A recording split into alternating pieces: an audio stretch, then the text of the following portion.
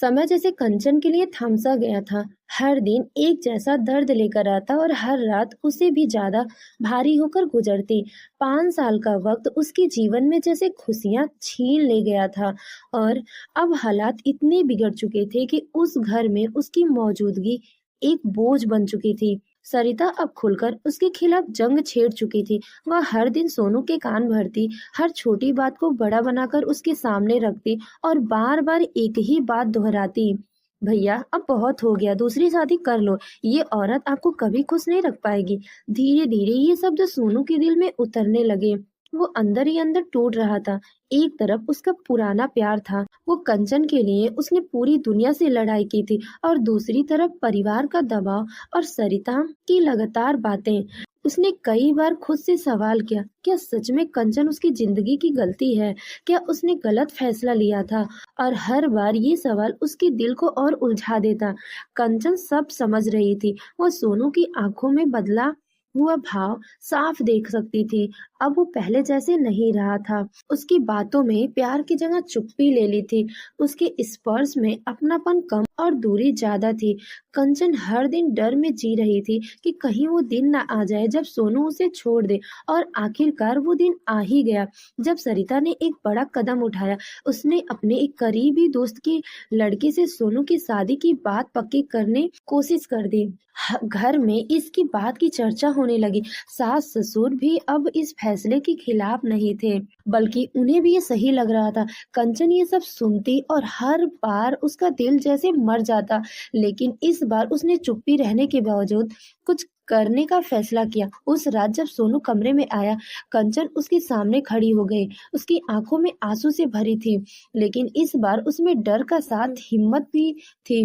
उसने कांपती आवाज में कहा, सोनू, क्या सच में तुम मुझे छोड़ दोगे? सोनू कुछ पल के लिए चुप रहा। उसकी नजरें झुक गई और यही चुप्पी कंचन के लिए सबसे बड़ा जवाब थी। उसके आंसू अब नहीं रुक रहे थे। उसने रोते हुए कहा, याद है तुम्हें जब हमारे घर वाले शादी के खिलाफ थे, तब हम कितनी जगह गए थे, कितनी बार रोए थे, कितनी भगवान से मन्नतें मांगी थी। तुमने ही कहा था ना, चाहे कुछ भी हो जाए तुम मेरा साथ कभी नहीं छोड़ोगे। सोनू की आंखों में भी नमी आ गई, लेकिन अब भी वो चुप था। कंचन ने उसका हाथ पकड़ लिया और कहा, अब मेरी गलती सिर्फ इतनी है कि मैं माँ नहीं बन पाई, तो इसमें मेरा क्या कसूर है? मैं हर कोशिश की, हर इलाज करवाया, हर मंदिर में सिर झुकाया, लेकिन अगर फिर भी नहीं हुआ तो क्या इसके लिए सजा मुझे मिलेगी? ये शब्द सीधे सोनू के दिल में उतर गए। उसके दिमाग में जैसी पुरानी यादें घूमने लगी।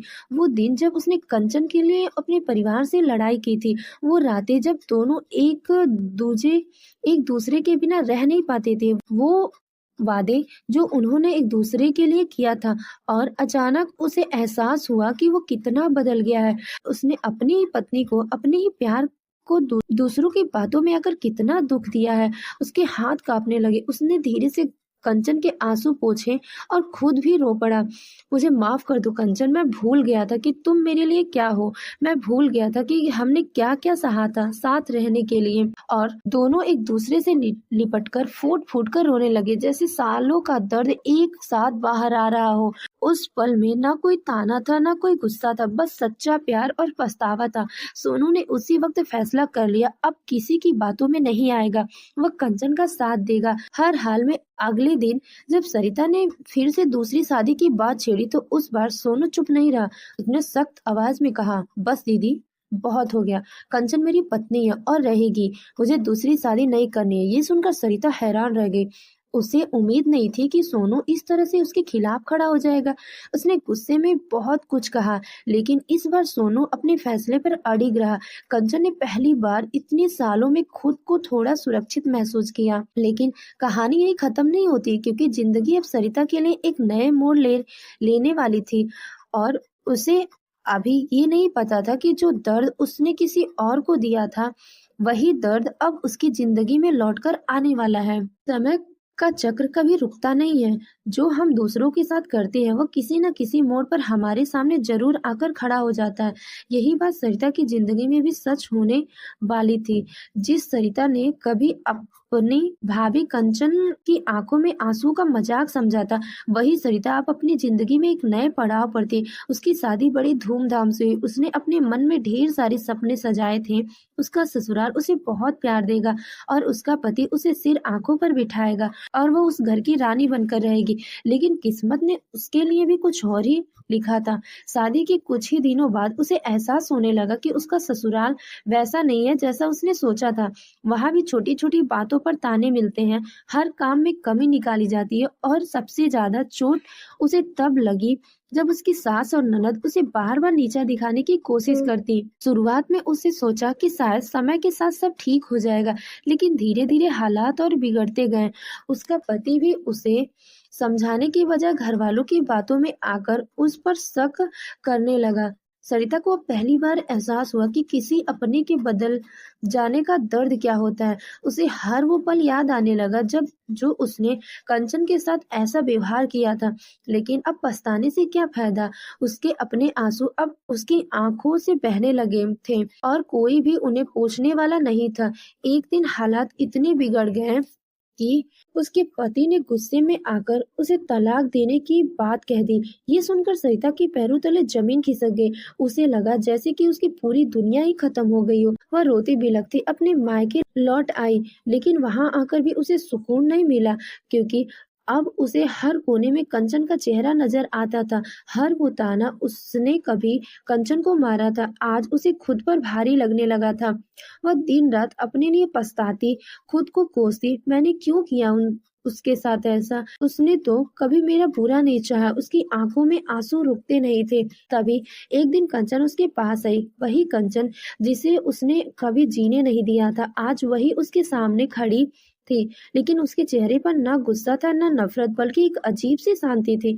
सरिता उसे देखते ही फूट फूट कर रो पड़ी और उसे पैरों में गिर गई।